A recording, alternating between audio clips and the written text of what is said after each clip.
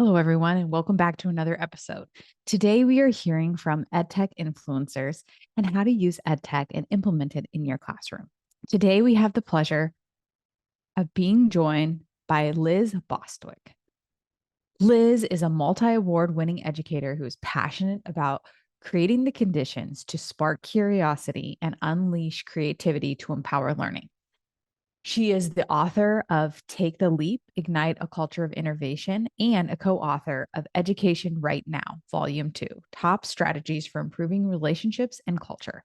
Not only does Lis do all of those things, and she's an author, she also has her own podcast and is a Canva learning consultant.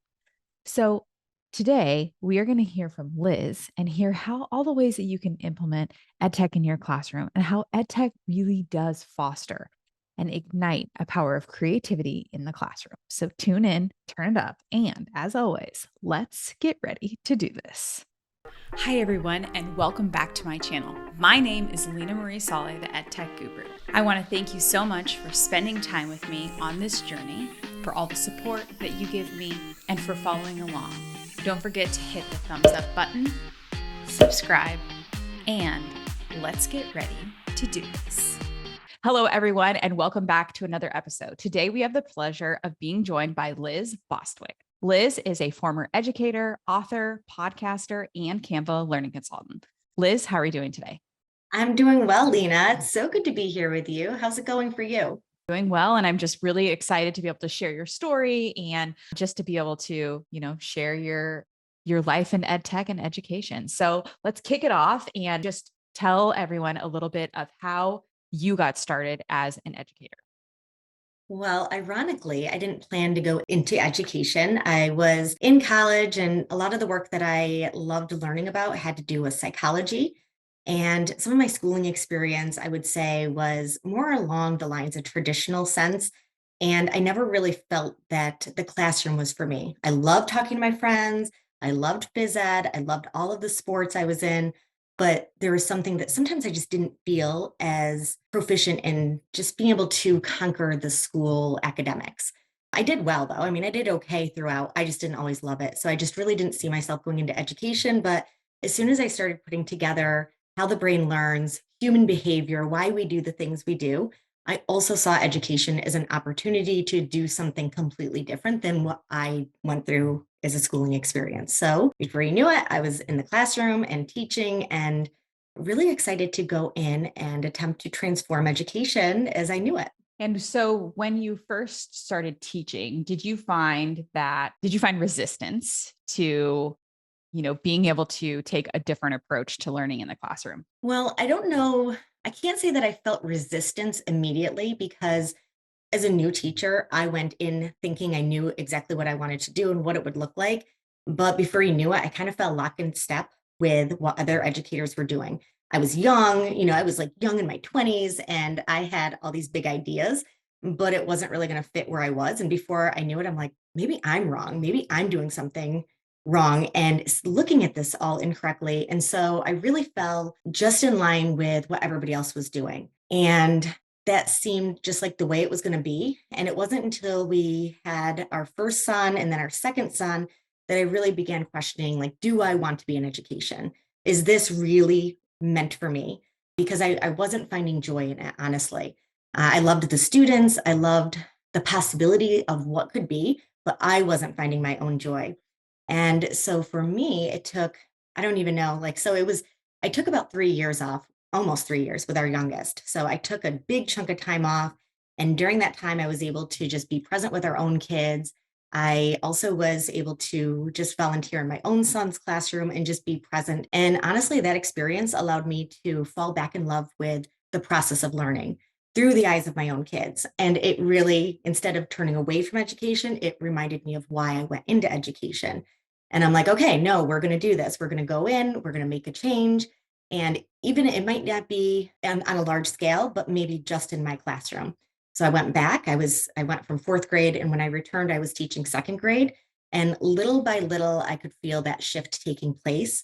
and the joy within education returning, which was awesome. I love that. Second grade, I started out teaching fourth grade as well. And then when I went to second grade, they're just like so fun and so like full of life, and they're just like willing to try anything. I feel like fourth graders are a little resistant at times to like really kind of making that move, but I don't know. I just love second grade. Yeah, I love both. So I did love second grade, and then eventually I went back to fourth grade. And when I went back to fourth grade, I feel like, those years I spent in second kind of allowed me to get just what I wanted to do. Like I felt like more confident in what I was doing in education. I was shifting to more project-based learning. These second graders, we began integrating technology. And so when I went to fourth grade to teach, I ended up with just the most amazing team that I've ever collaborated with, aside from the team that I work with now. But at that time, we, as fourth grade teachers together, we ended up getting all into project-based learning. We did training through Buck Institute. Well, now it's PBL Works. And so we got to do that. We collaboratively all developed a makerspace within our school and really began to transform learning opportunities for kids. So I will say, as much as, it was just such an up and down journey through education where like, I'm like, this is not the place for me. And I'm like, no, I need to find a way to make this work.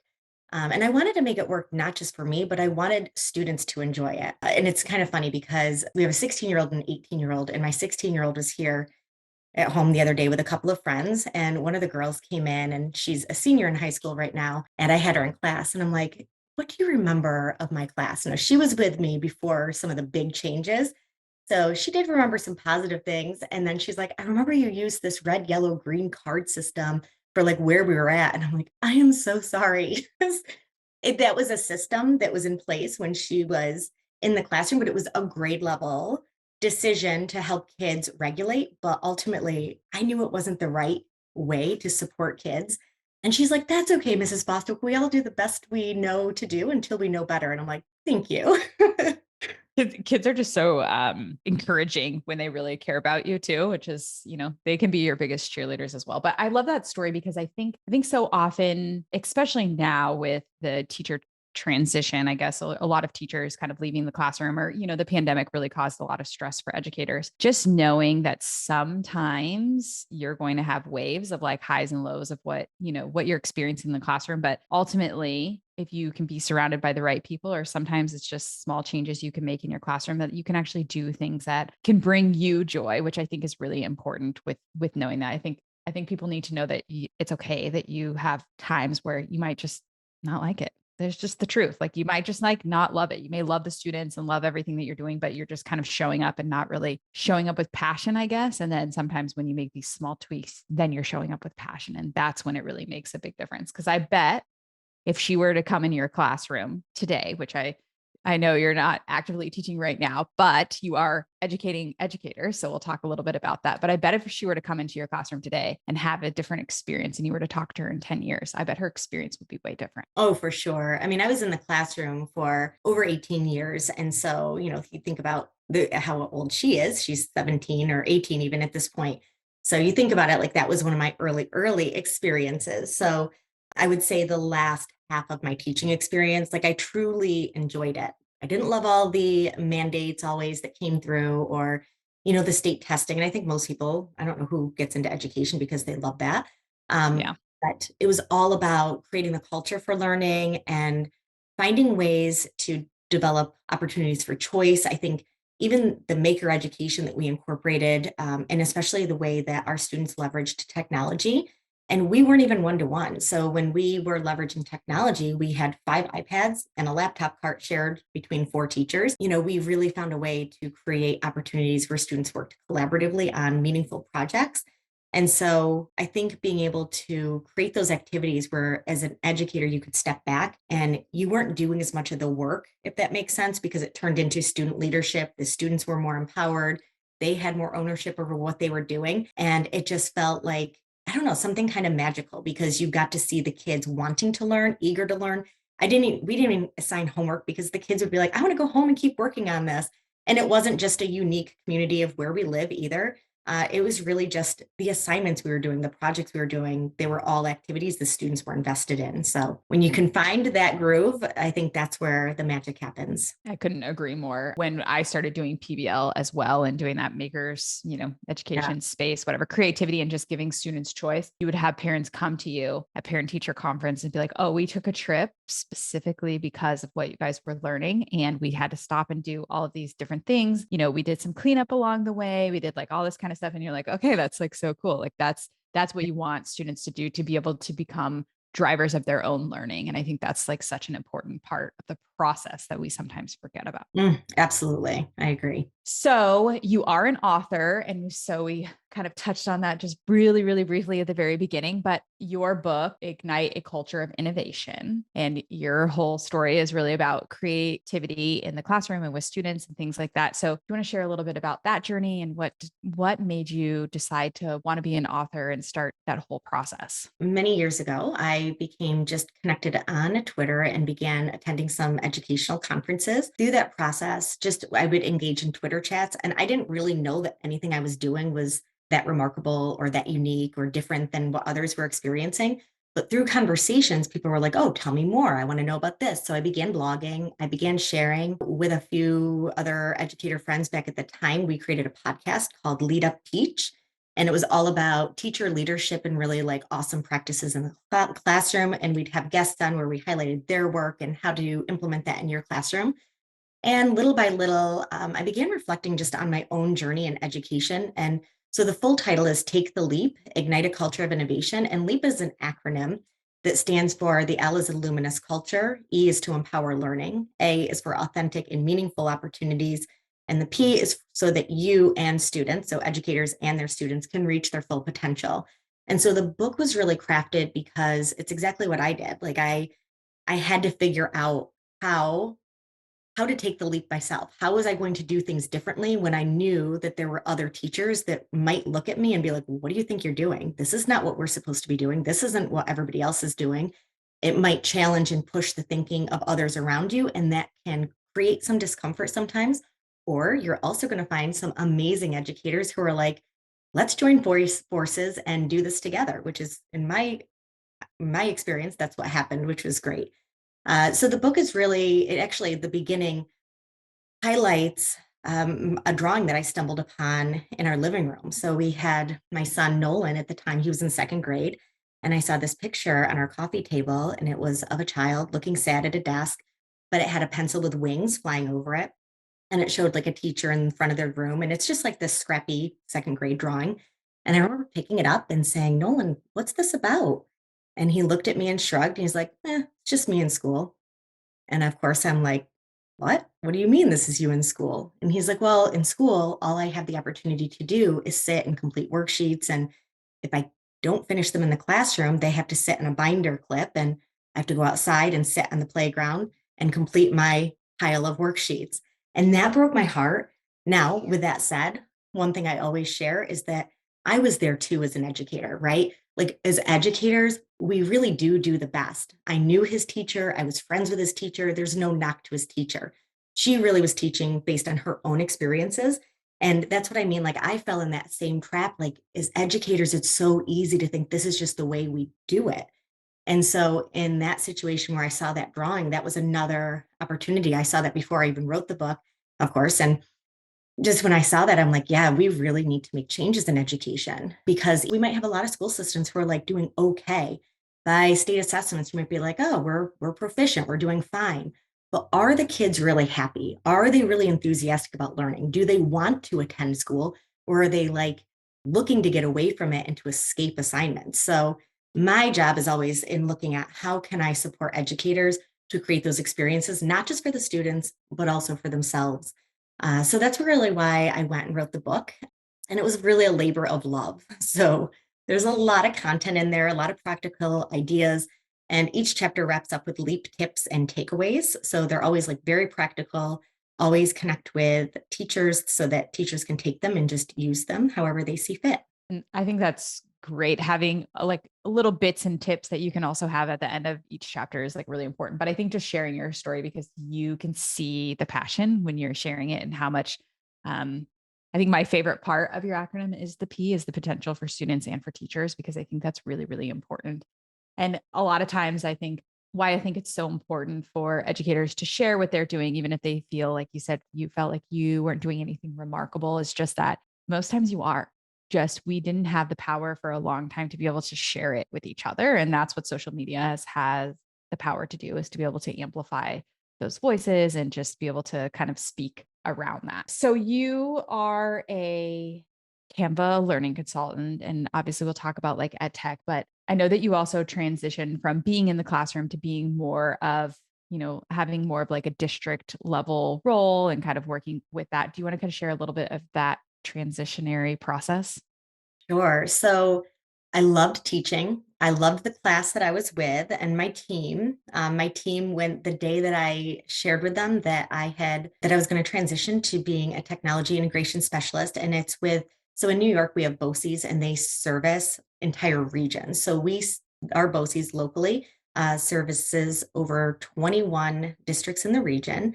And so it was going to provide a different leadership opportunity. It would allow me to provide more professional development. And as much as I love teaching students, my real love is working alongside educators to have that greater impact and really support teachers. And because I also understand where they're coming from. I'm not one of those teachers who's like a pie in the sky, like everything's perfect all the time. That's not realistic. So I went into that job for that reason. And I remember the day I shared that with my teammates, like several of us were just like bawling. I was crying, even though I was excited for the change. It was hard to leave my teammates behind too.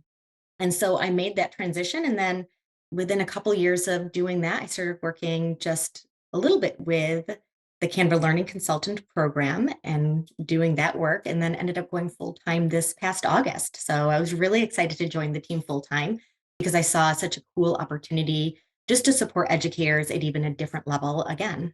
I love that. And going for, I'm sure it was probably like a big transition too, like for you, like the leadership opportunity to switch, but also to go from your 3 cohort or however many teachers were in your team to supporting 21 school districts. That's huge. For me, when I transitioned out of the classroom, I really loved when I started being able to do like professional development. I, like you, love to teach teachers, and that's like my favorite thing, and make them feel supported. And I just felt like sometimes I felt trapped in the 4 walls, like it was just going to be just this, and this was like all it was going to be. But when I got the opportunity, and I'm sure as you experience now as a Canva learning consultant, just how many educators you get to support and how many educators you get to lift up. So that's like one of my favorite parts of like the process of making a transition. I agree. I love the transition that I'm in right now too, just because I'm also working with a lot of educators who are enthusiastic and want to learn something too. And sometimes people are apprehensive about technology, and that's to be expected too. But I love just getting in the groove of working alongside districts, hearing their pain points, working through problem solution, how we can troubleshoot, how we can best support. I love strategizing with people. And I feel like this role has allowed me to really get into strategy and looking at how we can best support and always improve. So that's just really, I found that for me, that's where I thrive. I think that's why I liked the classroom a lot too, because I could see the growth immediately. And I'm kind of data driven, not data like where I always need assessments and that kind of data, but I like to see evidence of success or an impact. I think that in the other role that I had, although I liked the role as an instructional tech, I wasn't seeing, because it was so broad. It was also a little bit harder to get in with some teachers. Like it was a lot of relationship building, which is great. We worked with some really great teachers, and I didn't end up supporting all of the 21. If we did PD, that would go out to everybody, but we were really specified to some of the specific districts that we might be assigned to. So anytime you're new in a district, of course, and you're going to expect people to ask for support or invite you in, it's just that process of relationship building, which I do enjoy too. Sometimes just a little bit, it's just more gradual to get in and Mhm. see that impact too. Yeah, it's and I'm just playing a little bit of devil's advocate, but I do agree with you. When you do move to a position like that, sometimes it is tougher because you spend years trying to like build up the relationship to kind of get in. But when you make a move to support an ed tech company or an ed tech product or anything like that, like you're saying, they're excited, they want to have you in. So it's a much different, I don't know. I find it to be more fun. Obviously, the other stuff is fun too, but you have to do less of that because they already trust you as the expert. And so then you just get to build and empower. And I think that I don't know, that's just what I love Yeah, about I it. think you hit the nail on the head with that. That was a great explanation of the experience. Yes. So you mentioned that you helped, you were tech integration specialist, and we talked about ed tech because obviously Canva's ed tech. If a teacher was starting to go through this process, and you mentioned that at first you weren't one-to-one and, kind of going through that process, how does a teacher really bring in technology in the classroom, but to bring it in a way, and I want to preface this because I think sometimes teachers bring it in and they use it as literally just like a timekeeper, time filler, whatever, but to really spark that creativity and innovation and ways of thinking in the classroom for students. Well, anytime that I'm working with educators on integrating technology, and it's actually something that comes up frequently in the sessions I facilitate with Canva, people will say, oh, this must be like, even just yesterday, I had a teacher say, my concern is when I start this with all of the students, what it's going to look like. So as an educator, again, I was a primary teacher, an elementary teacher. However, I supported educators K through 12 and their students. And within no matter what age students are, it's always ideal to start with a small group or start with a station rotation. If you have the ability to invite another person in, especially if you do have tech integration specialists, don't feel like it makes you look weak. It actually makes you look like a collaborator and you're willing to be a risk taker. There are so many times I invited other people into my room as a teacher, even though I felt confident and I was okay with something flopping in my classroom. I still wanted an extra set of hands. And I was okay that if something didn't work out, that's okay. We're going to have a discussion on what went wrong and how can we fix it. And that's real life. It's good for students to be able to see those things. But I always recommend starting small and building up from there. I know a lot of times my fourth graders, I would just take a group of 3 or 4 students that I knew would really take off with utilizing the tech that I was using. Typically, when I was using technology, it was always to demonstrate student learning or to capture their thinking. It was very rarely like a fill in the blank or multiple choice. It was typically they were the creators. So we were using different video creators. Anytime they could use any whiteboard or canvases so that they could show their thinking using draw tools, uploading images, photos.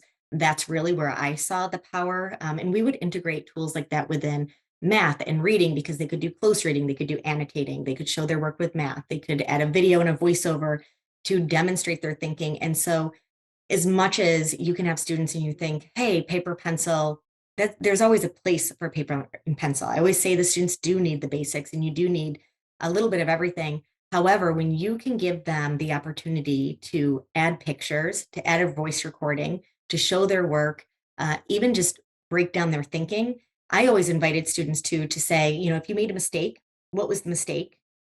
What caused that mistake? And how did you recognize it? And so I wanted them to know, like, especially in math. So I had horrible experiences as a child with math. And it was like, it created a lot of insecurity in me of like that I was going to do something wrong in front of people. So I always wanted my students to know, hey, I struggled with this and it's okay that something's tricky. So let's find a way that we can use tools so that we can be reflective and have those conversations and learn with each other. So that was kind of my approach. So I would always recommend those tips to educators looking to bring in technology. And even if you're a middle school or high school teacher, I still think doing a station rotation, if technology is new, is always a great way to kick off. Because a lot of times, like I'll even hear again, my 16-year-old and my 18-year-old, they'll be like, oh, so and so, the teacher decided to use Google Slides for the first time today. And just recently this year, my son said, hey, dad's face ended up in the Google Slides. My husband's a principal in the same school district. So kids are going to do certain things regardless of what technology you use. So it's always a teachable moment. But if we can start with a smaller handful of kids, a small group, you're going to be less likely to run into those issues as well. And I think when you start smaller, it'll make you feel more comfortable too, especially if you're not feeling so comfortable because your experience with math, saying that you were nervous that you were always going to do something wrong. And I think that's what people have the same feeling with technology. Like they are like, oh, something's going to go wrong. Listen, it's going to, it's just going to happen. Like there Mhm. isn't a way to like avoid it or anything. It happens with us. You'll be searching on your phone and you'll be like, oh my gosh, how did I get here? Like sometimes that just happens. We just, it's not usually in front of 30, 40 people, but sometimes it can be. So we just kind of have to roll with the punches. I think just like if you were doing a lesson and it started going bad and students weren't enjoying it, it's the same thing. But just kind of I always say, just take the risk. Like that's just how I feel. But sometimes you can do it in a smaller bite-sized piece, which I really like that feedback. So now that you've shared some tips on like how to do it, do you have any of your favorite tools that you would suggest an educator start with for the first time? Yeah, so there's a lot of tools that I would suggest. And here's the thing though, like one thing that I hit on within my book, Take the Leap, is on the point that you do not need tons of different tools of technology. Pick like two or three that you really like and let the kids get to know it well. I would even start off myself in September using one tool for maybe even a good chunk of the month before even introducing another, because oftentimes there's intuitiveness about a tool. So once they conquer one, everything else becomes a little bit easier as well. So, of course, I'm going to recommend Canva. And I'm not just saying that because I work as a Canva Learning Consultant. Canva truly is like that one stop shop. Even just yesterday, I was working with educators and they were like, wow, I cannot believe how innovative Canva is, from the whiteboards to students adding sticky notes, whiteboard connectors, just being able to add the graphics. You can create videos in there, upload their own pictures, and it is incredibly intuitive. In fact, I had somebody else ask, well, what about elementary students? I don't know that I can see them using it.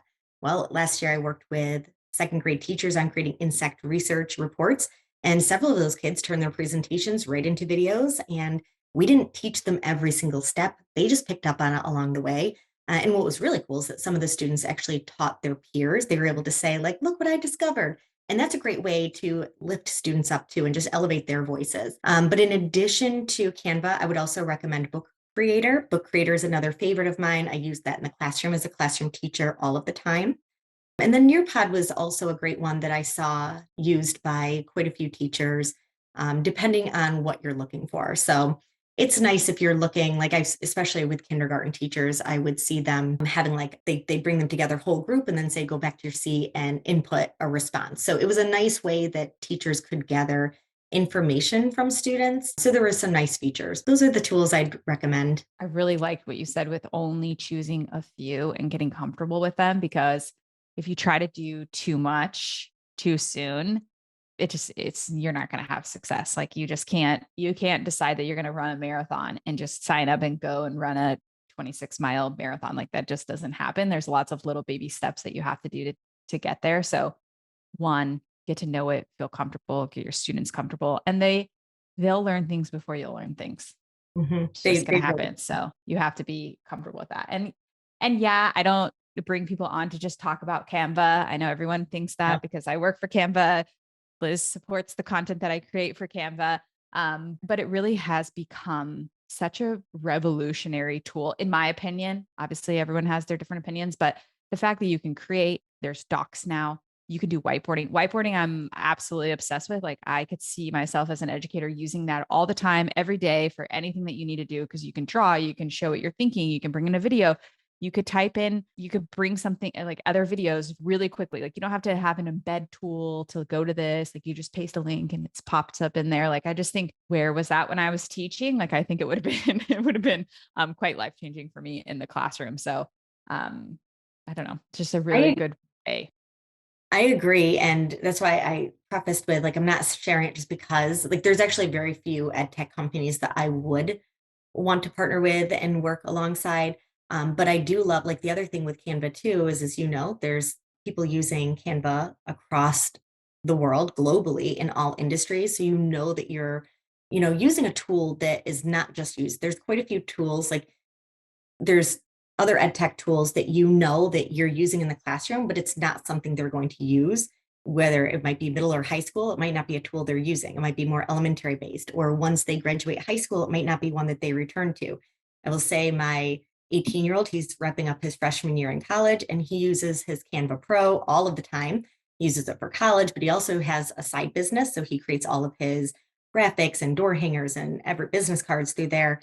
And then it was my 16-year-old that really didn't really think much of Canva at first when I mentioned it, but then he started seeing on Discord that gamers are using Canva for all different things. And so now he is hooked on utilizing Canva in different ways too. So it's kind of cool because you're using a tool that can be used in so many different ways. And that's one of the things that I look for a lot of times when bringing a tool or anything like that. It's just, I'm a really big advocate of students using a tool for life.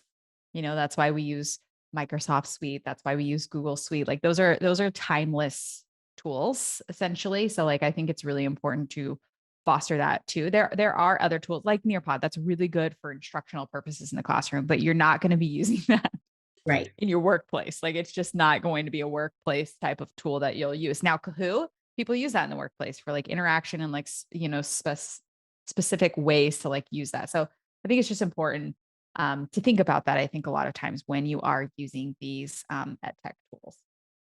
Okay. Yeah, for Oh, sure. go ahead. So you mentioned that you started kind of sharing your story through podcasting and creating content, and obviously your book, and you have a podcast with Tisha Richmond. You two have come together and put together like a really great podcast. How do you think an educator should start the process, or why do you think it's important for teachers to start sharing their voices and being more connected? Well, I think that there are so many opportunities for educators who choose to be connected. Now, with that said, I never started getting connected and being on social media with the intent of, I'm going to start a podcast and I'm going to do a blog. When I jumped on Twitter because I had attended a conference, I never would have foreseen some of the work that I'm currently doing at that point back in like 2015. Never would have imagined that. However, I will say that from that experience, like I would always recommend just the fact that you can jump on any social media, begin connecting with educators, people share ideas. I really felt like sometimes if I felt isolated within my working environment, again, I had some really wonderful teammates, but there are times too where I had ideas and really didn't know where my ideas fit at the time. And I found that there were a lot of other people out there that were thinking along the same lines as me. And so I was able to learn from them. I was able to share with them. And I think through that process, it affirmed that there wasn't anything bonkers about what I was thinking. It was just, different things can happen. A lot of it had to do with culture and leadership and how do we make those things come to fruition. So I think anytime we can connect on social media, it's always going to benefit us because even if you're not thinking about doing a blog or a podcast or something like that, you're still going to receive friendship. You're going to receive resources and connections, and just growing your network is just priceless. I couldn't agree more. And I think the power of being connected, and it's not for those reasons of blogging and podcasting and Yeah. any of that kind of stuff. That stuff comes as like a subset of like connecting and just realizing that you have something to share or you feel empowered to like do that. But I think teaching can be very isolating. It's way more isolating than any other industry can be, I think, in a place where it's supposed to be collaborative, Mhm. because you don't have the time, you don't have the energy. And sometimes there's so much tradition that has come into education that is like, this is what it should look like, this is how it should be. And there's just a lot of bureaucracy in which it doesn't necessarily inspire creativity. I think just the way that the system is set up. And so I think by being able to go to Twitter or join a Facebook group or share on Instagram or share on TikTok, you're able to see that there are other people who think like you and can share ideas. And as educators, we are collaborative. So somebody asks you, oh, well, how did you do that? And you're like, okay, well, let me show you. Here's a link to what I've created. You can just riff off of this. And it becomes this space of collaboration. And what you're saying is, I know that you and Tisha obviously met through the power of networking and social media and, all of that. Some of your best friends come from this new world of connecting because you share the same likes, the same interests, the same passions. And so I think it's not only just about sharing resources and things like that, but it is building a community. And I think that is so often underrepresented part of the process. It is. And I know you found it kind of funny at the time when we were in the UK and we were at dinner and I mentioned something about Voxer. Yeah. I still think it's odd, but you could share about it. But I will say that, so yeah, there's a lot of things that can be isolating, but being in a classroom or in a school district, it can be isolating. You don't always know what's happening in another classroom or another building, or even what's happening in another state, which one thing I've learned from my experience is that it's so enlightening to learn like the different systems, the different setups, even the different energy you feel from different places. But I think that BOECES was so amazing because we would connect on Twitter. We would use the hashtags to have Twitter chats on, I don't know, there are different weeknights, there are different weekends. And then before long, we created even a BOECES group. But it was amazing because it was a group of a handful of teachers, superintendents, directors, assistant superintendents, people in all roles. And before you knew it, what we were discussing was building culture. And then there was somebody in the group, there were a couple different people who ran that chat, the BOECES chat. And every week there was a different question. And that just fed my soul because, going back to my college love was really psychology. I love human behavior. I love thinking about why do people do the things they do. So having those conversations around why is the faculty room, why does one faculty room seem uplifting where another one might seem negative? What are the common variables here? And so we had some really great discussions around culture, leadership, instructional practices. And so it was almost like taking a course for like another degree, if you will. I don't know, maybe that's a little extreme, but still, I felt like I was learning from all these other experts in the field. And those were experiences I never would have had, some connections with people I never would have had I not been on those Twitter chats. Now, I don't always jump on Twitter chats too often now. Like I feel like they were really popular in the past more so. Maybe, there's some that are still around. I think everybody begins to shift and find their groove. I've really developed quite my own professional learning network, and I connect with several people on BOECES. So, but it's nice. I do enjoy just being able to be connected and build that community because you're right. There's nothing like that community. And I would say some of my best friends, like my kids will joke, they're like, your friends are like not even in this town. I'm like, well, I do have friends around here, but some of my best friends as well are in Florida or Oregon or Texas and, all over the place. And I love that. I think it keeps things interesting too. Yeah. Now that you speak about Voxer in the way that you speak about Voxer, I totally understand. It's basically how Clubhouse was during the pandemic of when people were sharing things and posing different questions. Now I understand it better. We didn't use that like that when I was using Voxer. So it makes sense, just like different ways to communicate with each other and to do it in a way that isn't face to cam. I think sometimes can be even more authentic too, just sharing like your audio voice. So I get it now. I'm hearing what you said about I'm going to add you Voxer. to a Okay. Voxer. I'm adding you to Oh a no. Voxer group. Lee. Oh no. I don't know. We don't have to go so far, but maybe. So we talked about that and just teachers being more social. And before we actually hopped on here, Liz and I were talking about just social media and where people should be connecting because there's still so many educators that are not connected, which is, I don't know, shocking sometimes. But I was in like a Facebook group the other day and it was just quite a small group. They're like, where should I be connected? Where can I be learning? I think each one serves a different purpose, but I could see the joy on your face when you were talking about, how you were kind of exploring the different platforms. So do you want to share some, I don't know, where someone should go or, what your favorites are or anything like that? Yeah, so my go-to is typically Twitter. Twitter is typically where I connect with educators from any role. It's a great place to view resources, share resources, and connect and build a network, which is always fantastic. However, I will say like every platform kind of has a different vibe to it. And I've enjoyed some aspects of Instagram, but since you and I were talking about that, I've actually had some other thoughts, which I'll share too. But with Instagram, one thing I like is that people can go on, and I think especially with the Instagram Reels, people can begin showing their personalities or share a little bit more. And I feel like you can connect at a different level with people. With that said, I also just kind of caution the fact that sometimes Instagram, though, especially in the education realm, can also feel a little bit like this is the perfect classroom. This is what it should look like. And so sometimes it can go, and there's nothing wrong. Like if that's your jam, if you love all about your classroom decor, the kudos to whoever is really enjoying that by all means. But sometimes that's not necessarily a complete community building experience. So, but I think what I like about Instagram is when people have those discussions or share the videos or share their favorite resources and you can see them and hear them in that capacity. I think Instagram can be really great. And so I think between Instagram and Twitter, those are two of my favorite for education.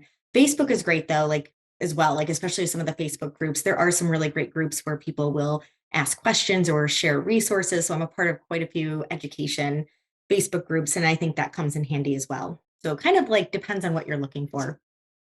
And what sorts of places you're trying to, go and be and how you're wanting to connect. Yeah. And every time I go to TikTok or, just spend time on Reels, I'm like, oh my gosh, I did not know that. Oh my gosh, that's so cool. So I think it's just also like another great way to do it. But try to reach out, try to build relationships. I would just caution with all of that. All right. So do you want to share a little bit about your podcast with Tisha and kind of how that evolved? Sure. Well, Tisha and I had talked for a little while about doing a podcast. But originally, so Tisha and I have been connected for a long time, but really didn't like as much as we've been at dinners together or like we did a food tour in Philadelphia back in 2019. It's interesting because we had more mutual friends. So she and I would cross paths, but we really didn't know each other so well and until we both began working as Canva Learning Consultants. And so the more we began working alongside each other, we would discuss both of our work and recognize that there are some similarities, yet very unique differences. But what's nice is that our work complements each other. And so it's kind of nice to be able to see that. And then we both had some similar experiences through education and just the way that we view, she and I both had a similar experience of like, do we leave the classroom? I'm not finding my joy with this. What does this look like? And we both were able to find our joy in education. Um, and then, of course, we both have transitioned to some other things at the same time. So we got talking about doing a podcast, and then we decided, you know what? There's oftentimes joy is lacking in education. However, we didn't want this superficial sense of joy. We would never be the people to just tell educators, just find joy, just be happy, love everything. It's kumbaya. So that's not going to work. So we really wanted to kind of begin just engaging in conversations of what is joy, how do we create our own joy, and how do we find joy amidst the struggle, and create that for ourselves and for our students. And of course, there are some educators that are going to be like, okay, I'm going to find joy, and then eventually I'm going to grow into doing something else, and that's okay too. So, but we want people to be able to identify what are some good things, what do they have control over, and what can you change, because there's certain things that are outside of our control, but then there's other things that we actually have more control over than we might realize. I think it's important to amplify voices at tech and education and learning. And I think being authentic is really important. And I think that that's what comes through with your podcast and everything that you create and share. And I just think that's really important because for me, if I saw someone just sharing a perfectly decorated classroom, while great,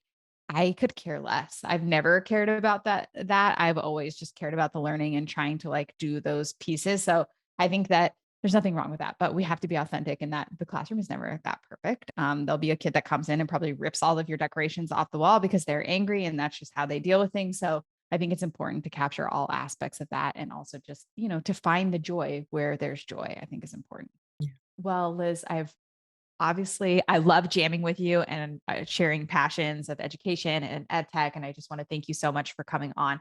If somebody wanted to connect with you, and all resources will be shared below in the episode notes, but if somebody were to connect with you, where should they do it? I would connect with me on Twitter. That's where I am primarily. So you can always connect with me on Twitter. I'm on Instagram, TikTok, LinkedIn, trying to get better about engaging more using my LinkedIn. So that's something I'm going to try to hone in on. Facebook is more my personal page, but it kind of turns professional easily. So it's just the way it goes. Love connecting with people. And then you can always visit my website, and it's elisabethbostwick.com. And make sure that you purchase the book. I promise you won't miss out. I want to, again, thank you so much for coming on, and we will see everybody next time. Bye, everybody. Thank you, Leena. Bye. Thank you so much. You've made it this far. We are so thankful that you're here. Make sure to hit the subscribe button, thumbs up, comment below, and join us for all of our next videos. Thank you so much for joining us as we disrupt education together. See you guys soon. Bye, everybody.